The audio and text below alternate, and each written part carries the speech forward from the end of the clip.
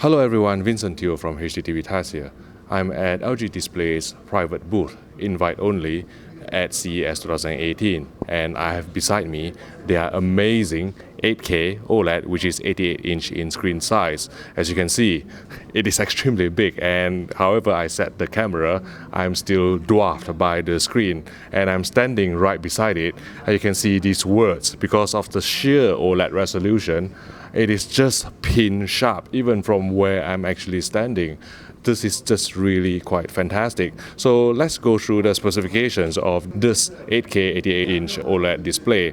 So it will have a 8K resolution, 7680 times 4320 pixels, which is 4 times the resolution of a 4K or UHD ultra high definition signal. And interestingly, this information sheet here actually gives us the luminance level and also the color gamut coverage, which many manufacturers, as you know, refuses to divulge. So I've been informed that this 8K OLED is still being done using bottom emission.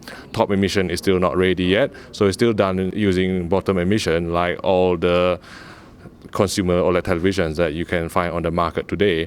And I'm just going to read out the luminance level and also the color gamut level. So the peak brightness on a 10% window is going to be 800 nits, as you can probably expect. On a 25% window, it's going to be 500 nits, and on a full field white, it's going to be 150 nits, which corresponds to our findings over the last couple of years, really. So I think when you are buying an OLED television this year, even if it is a 2018 model, I think you should expect a peak brightness of around 800 nits on a 10% window calibrated.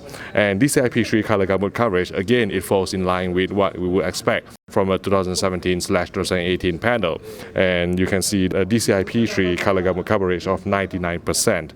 The OLEDs from, let's say, the likes of LG and Panasonic and Sony have been doing that since last year. And what other things I can tell you about this amazing 88-inch 8K OLED? Now, the thing is, LG Display is very confident that OLED is the correct technology to showcase 8K, primarily because of the self-emissive display properties of OLED, which gives you these true blacks, these vibrant colors, and these wide viewing angles whose contrast and saturation do not really drop off axis by much at all. And also, LG Display is stressing the thinness of this panel. I'm standing beside it, and it's truly really thin, about 8 millimeters. It can still be done to this level because of the self-emissive properties of OLED, which doesn't really require any backlight. Now, I've been wowed by the Sony 85-inch 8K HDR television that is capable of outputting 10,000 nits of peak brightness, probably on the 10% window.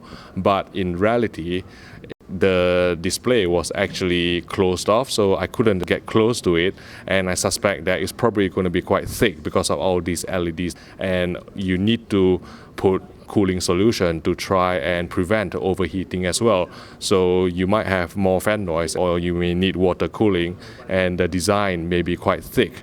But certainly this LG 8K OLED, which is 88-inch in screen size, it is still incredibly slim. Hanging here is just basically like a wallpaper OLED in terms of its form factor. And I was here being given a booth tour, and already one of my fellow attendees is already asking on behalf of his really wealthy friend, when can he buy one?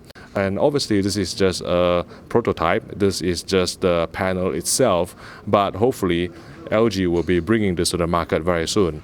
Okay, I'm going to move on to the next bit, which is the next generation of Crystal Sound OLED as developed by LG Display. Here I'm standing beside the second generation of Crystal Sound OLED, or CSO. In case you are wondering, Crystal Sound OLED is LG Display's internal name for the technology that transmits sound through the screen.